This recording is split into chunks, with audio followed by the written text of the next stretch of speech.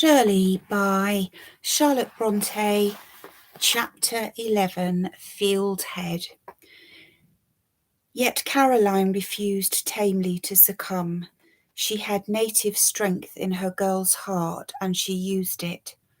Men and women never struggle so hard as when they struggle alone, without witness, a counsellor, or confidant, unencouraged, unadvised, and unpitied. Miss Helstone was in this position. Her sufferings were her only spur, and being very real and sharp, they roused her spirit keenly. Bent on victory over a mortal pain, she did her best to quell it. Never had she been seen as so busy, so studious, and above all so active. She took walks in all weathers, long walks in solitary directions. Day by day she came back in the evening, pale and wearied looking, yet seemingly not fatigued. For still, as soon as she had thrown off her bonnet and shawl, she would, instead of resting, begin to pace her apartment. Sometimes she would not sit down till she was literally faint. She said she did this to tire herself well, that she might sleep soundly at night, but if that was her aim, it was unattained. For at night, when others slumbered, she was tossing on her pillow, her sitting at the foot of her couch in the darkness, forgetful, apparently, of the necessity of seeking repose.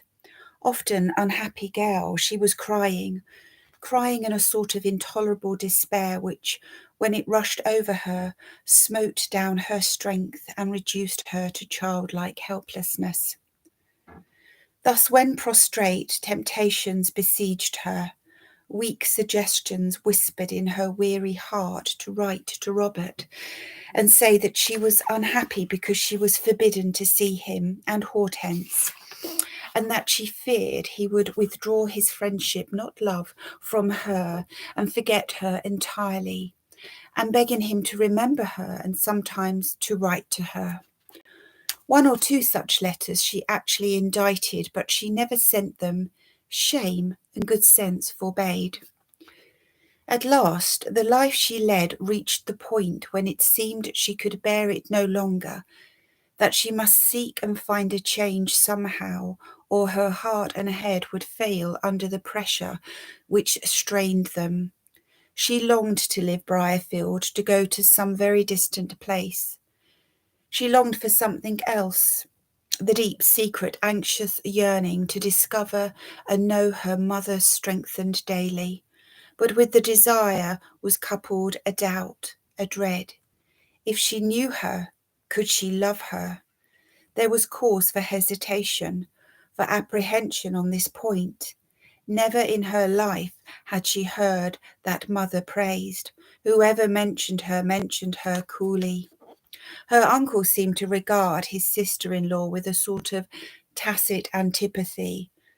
An old servant who had lived with Mrs. James Helstone for a short time after her marriage, whenever she referred to her former mistress, spoke with chilling reserve.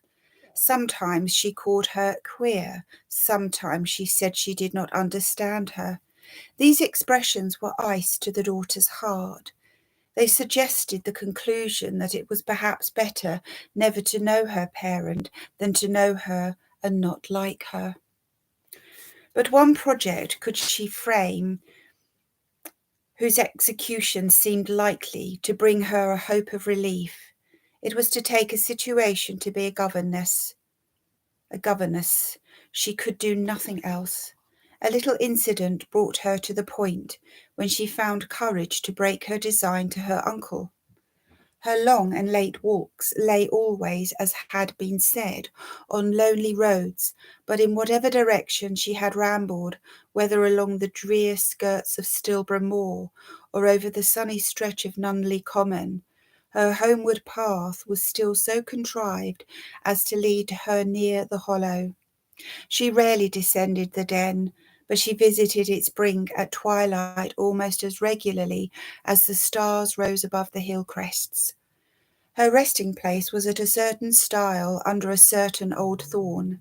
Hence she could look down on the cottage, the mill, the dewy garden ground, the still, deep dam, thence invisible the well-known counting-house window, from whose panes at a fixed hour shot, suddenly bright, the ray of the well-known lamp. Her errand was to watch for this ray, her reward to catch it sometimes sparkling bright in clean air, sometimes shimmering dim through mist, and anon flashing broken between slant lines of rain, for she came in all weathers. There were nights when it failed to appear. She knew then that Robert was from home, and went away doubly sad. Excuse me. Whereas its kindling rendered her elate, as though she saw it in the promise of some indefinite hope, if, while she gazed, a shadow bent between the light and lattice, her heart leapt.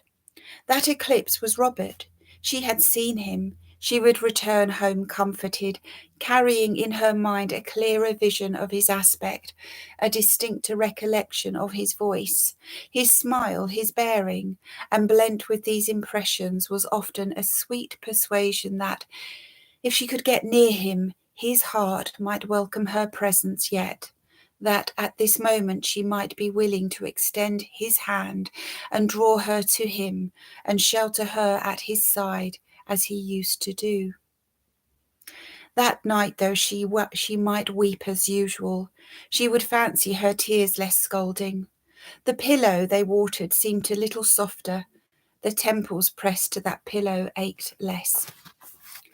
The shortest path from the hollow to the rectory wound near a certain mansion, the same under whose lone walls Malone passed on that night journey mentioned in an early chapter of this work, the old and tenantless dwelling Gleptfieldhead. Tenantless by the proprietor it had been for 10 years, but it was no ruin. Mr. York had seen it kept in good repair, and an old gardener and his wife had lived in it, cultivated the grounds, and maintained the house in habitable condition. If Fieldhead had few other merits as a building, it might at least be termed picturesque.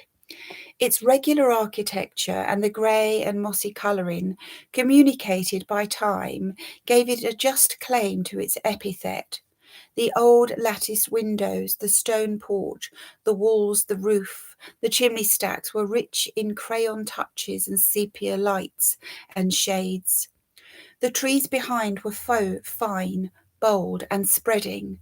The cedar on the lawn in front was grand, and the granite urns on the garden wall, the fretted arch of the gateway, were, for an artist, as the very desire of the eye.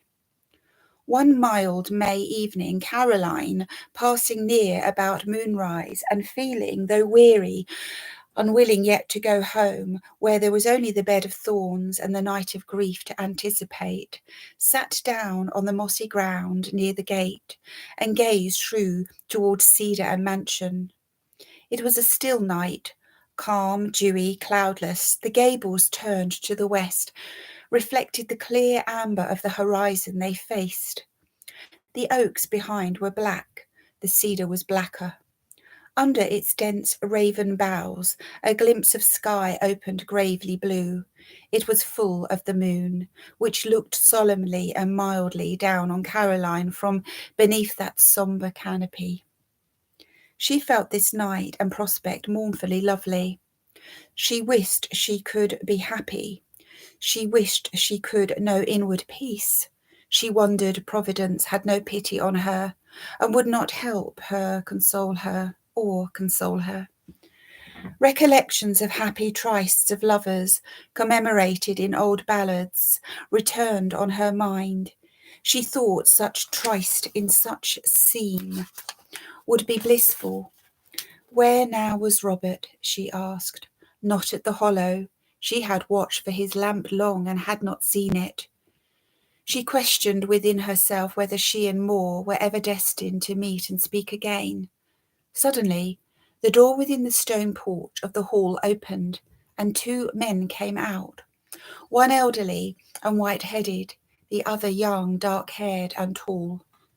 They passed across the lawn, out through a portal in the garden wall. Caroline saw them cross the road, past the stile, descend the fields. She saw them disappear. Robert Moore had passed before her with his friend, Mr. Yorke. Neither had seen her. The apparition had been transient, scarce seen ere gone, but its electric passage left her veins kindled, her soul insurgent. It found her despairing, it left her desperate, 2 different states. Oh, had he but been alone, had he but seen me, was her cry. He would have said something, he would have given me his hand. He does, he must love me a little.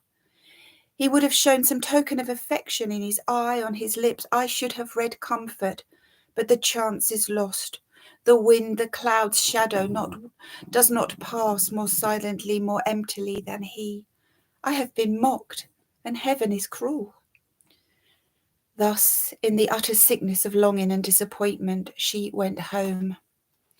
The next morning at breakfast, where she appeared white-cheeked and miserable-looking, as one who had seen a ghost, she inquired of Mr. Helstone, "Have you any objection, uncle, to my inquiring for a situation in a family?" Her uncle, ignorant as the table, supporting his coffee cup, of all his niece had undergone and was undergoing, scarcely believed his ears. "What whim now?" he asked. "Are you bewitched? What can you mean?" "I am not well and need a change," she said. He examined her. He discovered she had experienced a change, at any rate. Without his being aware of it, the rose had dwindled and faded to a mere snowdrop. Bloom had vanished, flesh wasted. She sat before him, drooping, colourless and thin. But for the soft expression of her brown eyes, the delicate lines of her features, and the flowing abundance of her hair, she would no longer have possessed a claim to the epithet pretty. "What on earth's the matter with you?" he asked. "What is wrong? How are you ailing?" No answer. Only the brown eyes filled, and faintly tinted lips trembled. "Look out for a situation, indeed. For what situation are you fit? What have you been doing with yourself? You are not well." "I should be well if I went from home." "These women are incomprehensible. They have the strangest knack of startling you with unpleasant surprises. Today you see them bouncing buxom, red as cherries and round as apples. Tomorrow they exhibit themselves effete as dead weeds, blanched and broken down. And the reason of it all? That's the puzzle. She has her meals, her liberty, a good house to live in, and good clothes to wear, as usual. A while since that sufficed to keep her handsome and cheery. There she sits now, a poor little pale, pulling chit enough, provoking. Then comes the question, what is to be done? I suppose I must send for advice. Will you have a doctor, child?" "No, uncle, I don't want one. A doctor could do me no good. I merely want a change of air and scene." "Well, if that be the caprice, I shall be gratified. It shall be gratified. You shall go to a watering place. I don't mind the expense. Fanny shall accompany you." "But, uncle, some day I must do something for myself. I have no fortune. I had better begin now." "While I live, you shall not turn out as a governess, Caroline. I will not have it said that my niece is a governess." "But the later in life one makes a change of that sort, uncle, the more difficult and painful it is. I should wish to get accustomed to the yoke before any habits of ease and independence are formed." "I beg you will not harass me, Caroline. I mean to provide for you. I have always meant to provide for you. I will purchase an annuity. Bless me, I am but 55. My health and constitution are excellent. There is plenty of time to save and take measures. Don't make yourself anxious respecting the future. Is that what frets you up?" "No, uncle, but I long for a change." He laughed. "There speaks the woman," cried he, "the very woman. A change, a change. always fantastical and whimsical. Well, it's in her sex.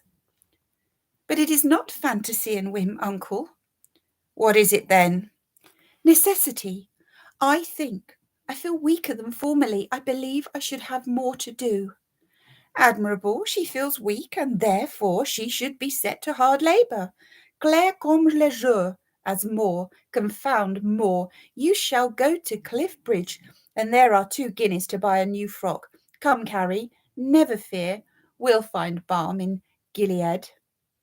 Uncle, I wish you were less generous and more. More what? Sympathizing was the word on Caroline's lips, but it was not uttered. She checked herself in time. Her uncle would indeed have laughed if that namby-pamby word had escaped her. Finding her silent, he said, "The fact is, you don't know precisely what you want." "Only to be a governess." "Pooh! Mere nonsense. I'll not hear of governessing. Don't mention it again. It is rather too feminine a fancy. I have finished breakfast. Ring the bell. Put all crotchets out of your head and run away and amuse yourself." "With what? My doll?" asked Caroline to herself as she quitted the room. A week or 2 passed. Her bodily and mental health never grew worse nor better. She was now precisely in that state when, if her constitution had contained the seeds of consumption, decline, or slow fever, those diseases would have been rapidly developed and would soon have carried her quietly from the world. People never die of love or grief alone, though some die of inherent maladies, which the tortures of those passions prematurely force into destructive action. The sound by nature undergo these tortures and are racked, shaken, shattered. Their beauty and bloom perish, but life remains untouched. They are brought to a certain point of dilapidation. They are reduced to pallor, debility, and emaciation. People think, as they see them gliding languidly about, that they will soon withdraw to sick beds, perish there, and cease from among the healthy and happy. This does not happen. They live on, and though they cannot regain youth and gaiety, they may regain strength and serenity. The blossom which the March wind nips but fails to sweep away may survive to hang a withered apple on the tree late into autumn. Having braved the last frosts of spring, it may also brave the first of winter. Everyone noticed the change in Miss Helstone's appearance, and most people said she was going to die. She never thought so herself. She felt in no dying case. She had neither pain nor sickness. Her appetite was diminished. She knew the reason. It was because she wept so much at night. Her strength was lessened. She could account for it. Sleep was coy and hard to be won.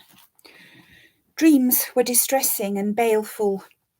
In the far future, she still seemed to anticipate a time when this passage of misery should be got over, and when she should once more be calm, though perhaps never again happy. Meanwhile, her uncle urged her to visit, to comply with the frequent invitations of their acquaintance. This she evaded doing. She could not be cheerful in company. She felt she was observed there with more curiosity than sympathy. Old ladies were always offering her their advice, recommending this or that nostrum. Young ladies looked at her in a way she understood and from which she shrank. Their eyes said they knew she had been disappointed, as custom phrases it, by whom they were not certain. Commonplace young ladies can be quite as hard as commonplace young gentlemen, quite as worldly and selfish. Those who suffer should always avoid them. Grief and calamity they despise. They seem to regard them as the judgments of God on the lowly.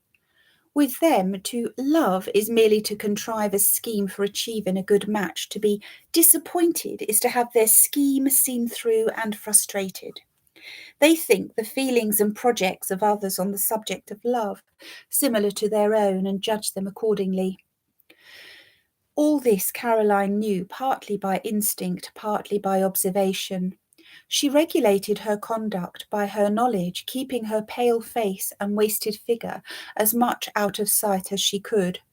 Living thus in complete seclusion, she ceased to receive intelligence of the little transactions of the neighbourhood. One morning her uncle came into the parlour, where she sat endeavouring to find some pleasure in painting a little group of wild flowers, gathered under a hedge at the top of the hollow fields, and said to her in his abrupt manner, "Come, child, you are always stooping over palette or book or sampler. Leave that tintin work. By the by, do you put your pencil to your lips when you paint?" "Sometimes, uncle, when I forget." "Then it is that which is poisoning you. The paints are deleterious, child. There is white lead and red lead and verdigris and gamboge and 20 other poisons in those colour cakes. Lock them up, lock them up. Get your bonnet on. I want you to make a call with me." "With you, uncle?" This question was asked in a tone of surprises. She was not accustomed to make calls with her uncle. She never rode or walked out with him on any occasion. "Quick, quick, I'm always busy, you know. I have no time to lose."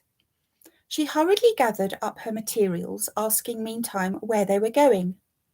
"To Fieldhead." "Fieldhead? What, to see old James Booth, the gardener? Is he ill?" "We are going to see Miss Shirley Kildare." "Miss Kildare?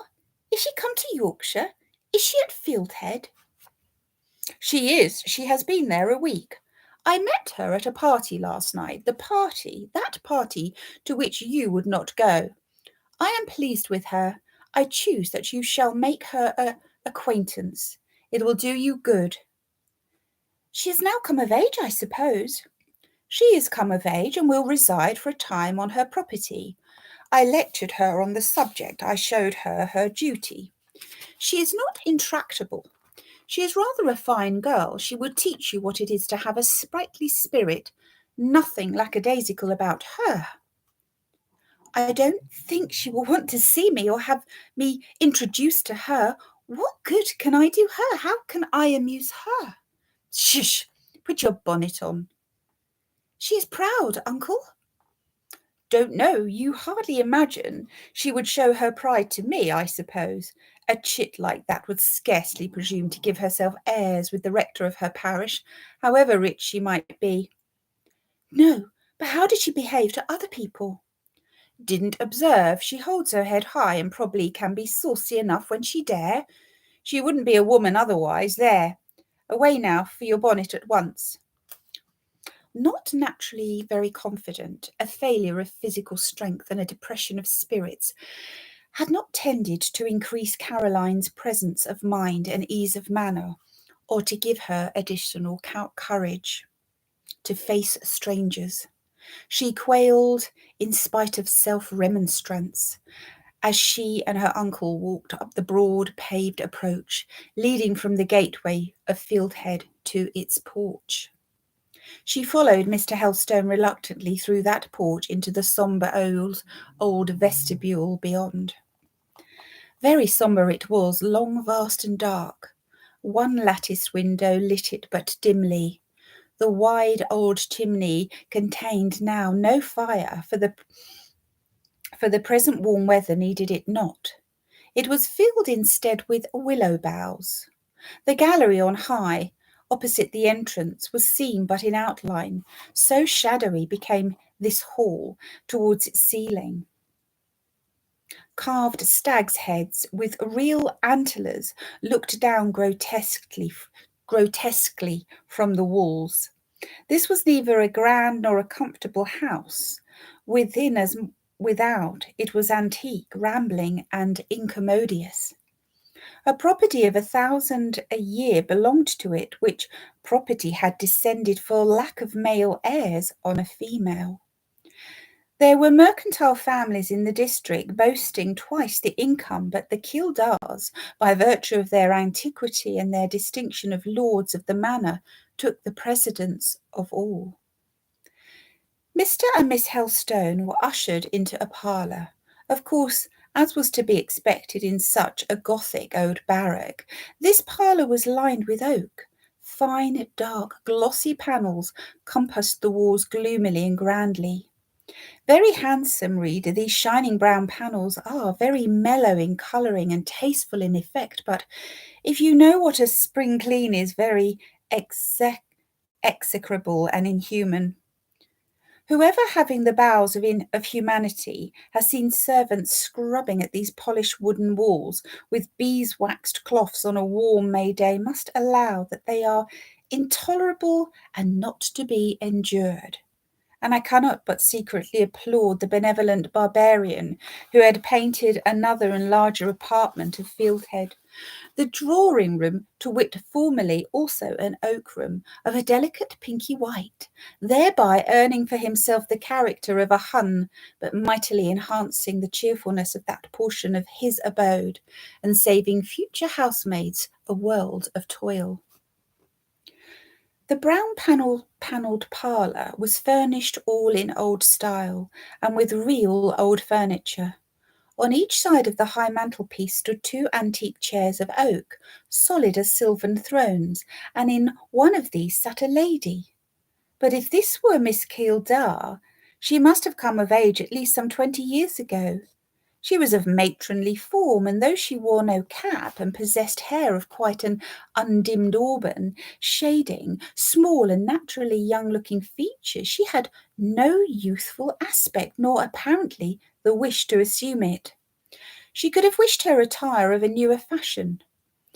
In a well-cut, well-made gown, hers would have been no uncomely presence. It puzzled you to guess why a garment of handsome material should be arranged in such scanty folds, and devised after such an obsolete mode. She felt disposed to set down the wearers somewhat eccentric at once. This lady received the visitors with a mixture of ceremony and diffidence, quite English. No middle-aged matron who was not an English woman could evince precisely the same manner. A manner so uncertain of herself, of her own merits, of her power to please, and yet so anxious to be proper, and, if possible, rather agreeable than otherwise. In the present instance, however, more embarrassment was shown than is usual, even with diffident Englishwomen. Miss Helstone felt this, sympathised with the stranger, and knowing by experience what was good for the timid, took a seat quietly near her, and began to talk to her with a gentle ease, communicated for the moment by the presence of one less self-possessed than herself. She and this lady would, if alone, have at once got on extremely well together.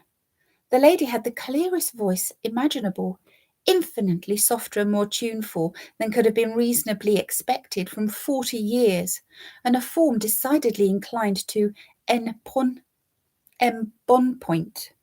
This voice Caroline liked. It atoned for the formal, if correct, accent and language. The lady would soon have discovered she liked it and her, and in 10 minutes they would have been friends. But Mr. Helstone stood on the rug looking at them both, looking especially at the strange lady with his sarcastic keen eye that clearly expressed impatience of her chilly ceremony and annoyance at her want of aplomb. His hard gaze and rasping voice discomfited the lady more and more. She tried, however, to get up little speeches about the weather, the aspect of the country, etc., but the impracticable Mr. Helstone presently found himself somewhat deaf. Whatever she said, he affected not to hear distinctly, and she was obliged to go over each elaborately constructed nothing twice. The effort soon became too much for her. She was just rising in a perplexed flutter, nervously murmuring that she knew not what detained Miss Kildare, that she would go and look for her when Miss Kildare saved her the trouble by appearing. It was to be presumed, at least, that she who now came in through a glass door from the garden owned that name. There is a real grace in ease of manner, and so old Helstone felt when an erect, slight girl walked up to him, retaining with her left hand her little silk apron full of flowers, and giving him her right hand, said pleasantly, I knew you would come to see me, though you do think Mr. Yorke has made me a Jacobin. Good morning.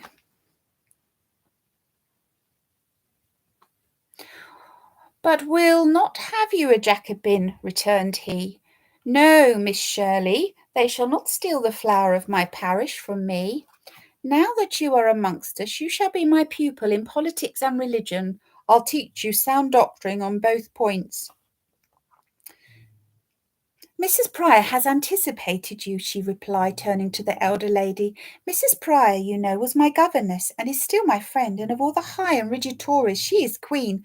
Of all the staunch churchwomen, she is chief. I have been well drilled, both on theology and history, I assure you, Mr. Helstone. The rector immediately bowed very low to Mrs. Pryor and expressed himself obliged to her. The ex-governess disclaimed skill either in political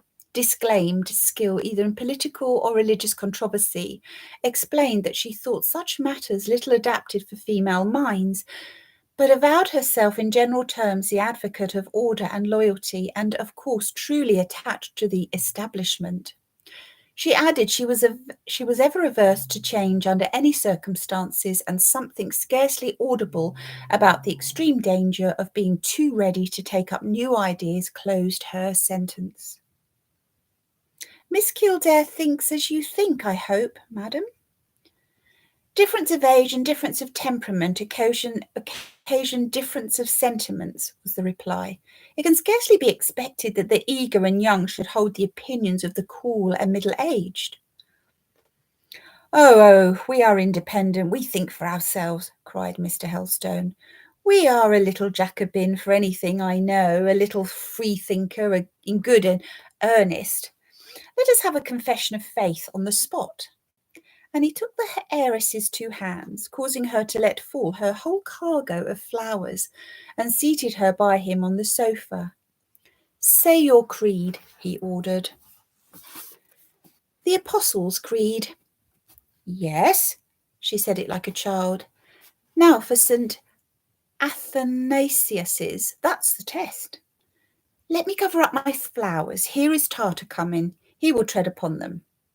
Tartar was a rather large, strong, and fierce-looking dog, very ugly, being of a breed between Mastiff and Bulldog, who at this moment entered through the glass door, and posting directly to the rug, snuffed the fresh flowers scattered there. He seemed to scorn them as food, but probably thinking their velvety petals might be convenient as litter, he was turning round preparatory to depositing his tawny bulk upon them, when Miss Helstone and Miss Kildare simultaneously stooped to the rescue. Thank you, said the heiress, as she again held out her little apron for Caroline to heap the blossoms into. Is this your daughter, Mr. Helstone? She asked. My niece Caroline. Miss Kildare shook hands with her and then looked at her. Caroline also looked at her hostess. Shirley Kildare, she had no Christian name but Shirley, her parents, who had wished to have a son, finding that after 8 years of marriage, Providence had granted them only a daughter, bestowed on her the same masculine family cognomen they would have bestowed on a boy if with a boy they had been blessed. Shirley Kildare was no ugly heiress. She was agreeable to the eye. Her height and shape were not unlike Miss Helstone's. Perhaps in stature she might have the advantage by an inch or 2. She was gracefully made, and her face too possessed a charm as well described by the word grace as any other.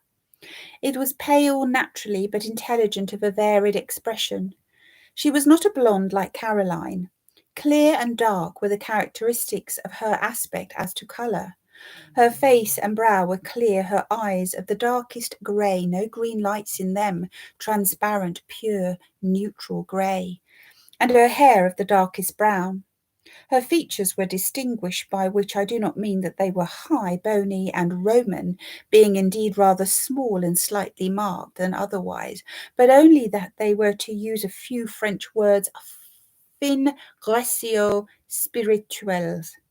Mobile they were in speaking, but their changes were not to be understood, nor their language interpreted all at once. She examined Caroline seriously, inclining her head a little to one side with a thoughtful air. "You see, she is only a feeble chick," observed Mr. Helstone.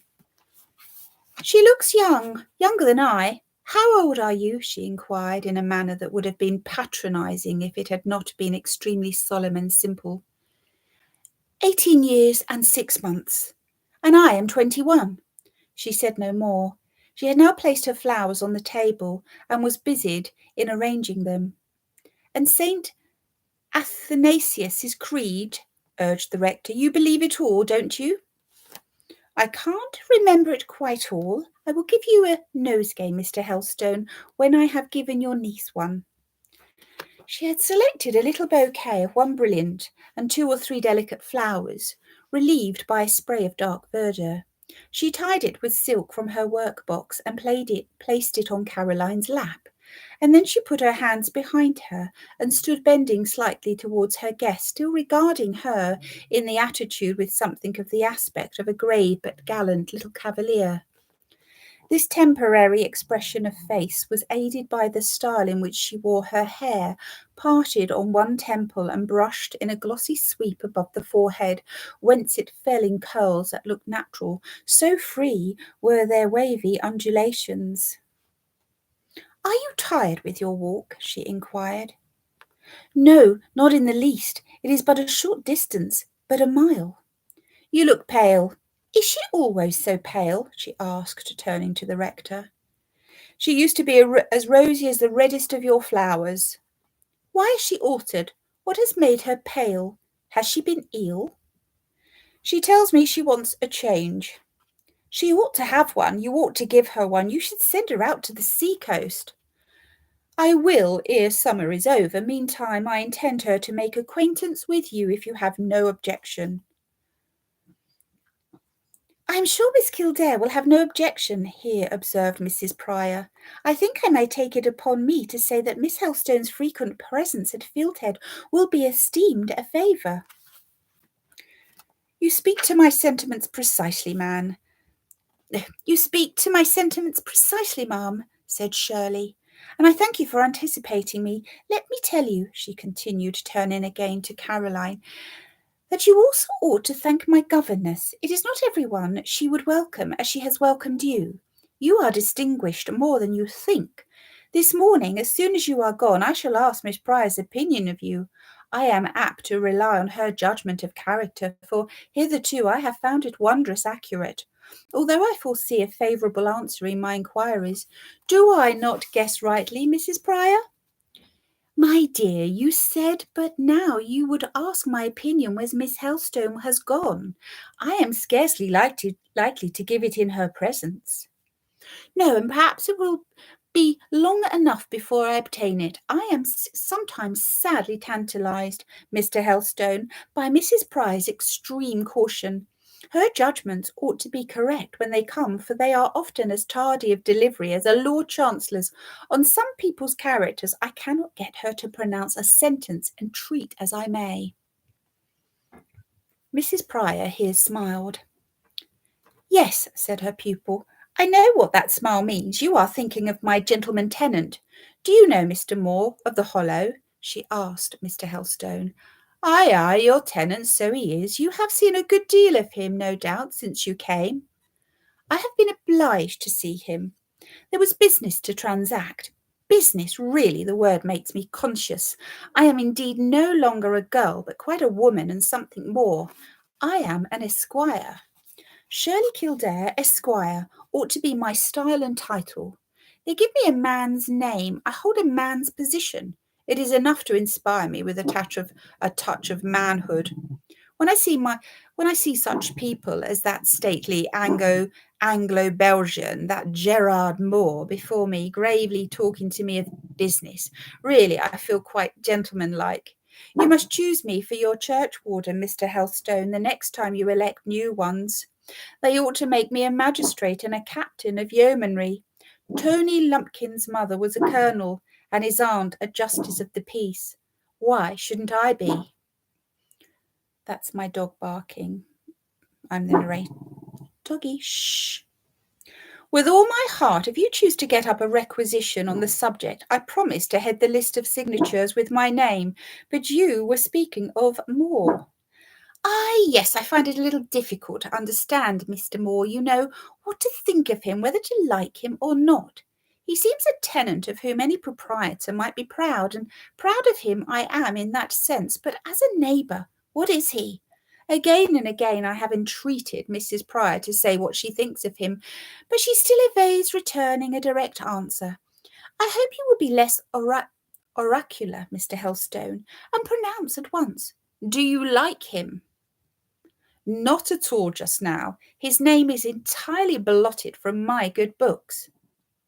What is the matter? What has he done? My uncle and he disagree in politics, interposed the low voice of Caroline. She had better not have spoken just then. Having scarcely joined in the conversation before, it was not apropos to do it now. She felt this with nervous acuteness as soon as she had spoken and coloured to the eyes. What are Moore's politics? Inquired Shirley. Those of a tradesman, returned the rector, narrow, selfish, and unpatriotic. The man is eternally writing and speaking against the continuance of the war. I have no patience with him. The war hurts his trade. I remember he remarked that only yesterday. But what other objection have you to him? That is enough. He looks a gentleman in my sense of the term, pursued Shirley, and it pleases me to think he is such. Caroline rent the Tyrian petals of one brilliant flower in her bouquet, and answered in distinct tones, Decidedly he is. Shirley, hearing this courageous affirmation, flashed an arch, searching glance at the speaker from her deep, expressive eyes. You are his friend, at any rate, she said. You defend him in his absence.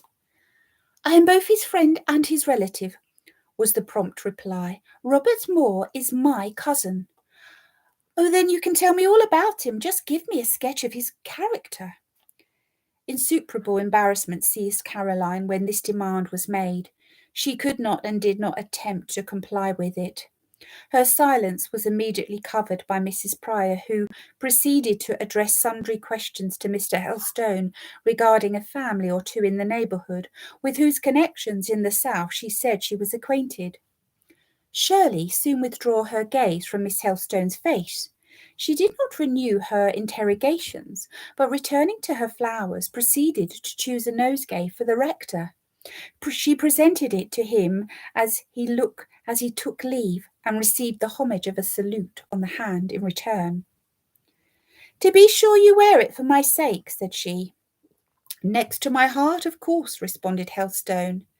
Mrs. Pryor, take care of this future magistrate, this churchwarden in perspective, this captain of yeomanry, this young squire of Briarfield, in a word.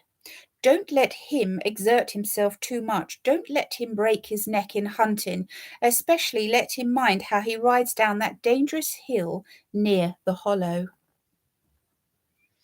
I like a descent, said Shirley. I like to clear it rapidly, and especially I like that romantic hollow with all my heart. Romantic with a mill in it? Romantic with a mill in it. The old mill and the white cottage are each admirable in its way. And the counting house, Mr. Kildare? The counting house is better than my bloom-coloured drawing-room. I adore the counting house. And the trade, the cloth, the greasy wool, the polluting dyeing vats? The trade is to be thoroughly respected. And the tradesman is a hero. Good. I'm glad to hear you say so. I thought the tradesman looked heroic. Mischief spirit and glee sparkled all over her face as she thus bandied words with the old Cossack, who almost equally enjoyed the tilt. Captain Kildare, you have no mercantile blood in your veins. Why are you so fond of the trade? Because I am a mill owner, of course. Half my income comes from the works in that hollow. Don't enter into partnership, that's all. You've put it into my head! You've put it into my head! She exclaimed with a joyous laugh. It will never get out, thank you. And waving her hand, white as a lily and fine as a fairy's, she vanished within the porch while the rector and his niece passed out through the arched gateway.